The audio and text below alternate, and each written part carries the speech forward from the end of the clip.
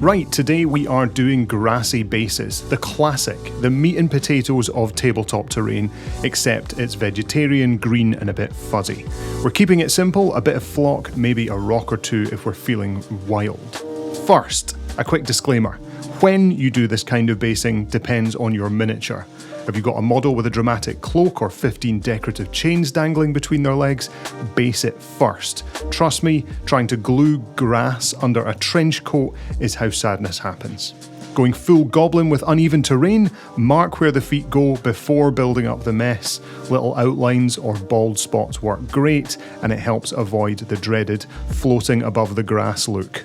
That said, if you want your mini sinking into soft ground like bog mud or dramatic battlefield slop, glue the mini down first and build the world around them, fully immersive, very artsy.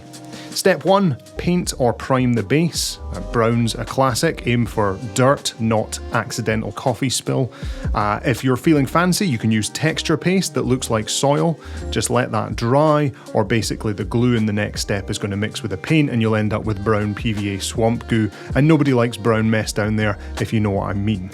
If you expect to see exposed areas of the soil or ground, you might want to give this a quick dry brush to highlight the upper areas if there's any texture on there. Step 2, we're going to glue. So PVA, basing glue, wood glue, Tears of Disappointed 40k gamers, whatever works, slap it on with an old brush, thin it down with water if it's too goopy. Now, flock it. Dip it, sprinkle it, make it snow. Basically, get that flock on there, then tap off the excess and run a finger or thumb around the rim like you're, actually let's not go there. If you want a little scenic drama, toss in some pebbles. I use cork because I've got a massive pile of it and it weighs nothing. Real rocks are also pretty legit too, and it adds literal gravitas. If you're feeling spicy, blend a couple of flocks, maybe meadow on one side, war-torn mess on the other. You can add tufts near the rocks, a moss patch or two, maybe a skull or several, because ambience.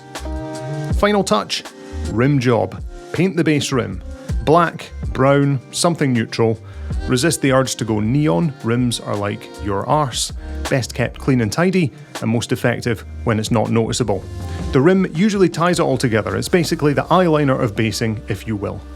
And that is it. Fast, cheap, and grassy. Just like nature intended.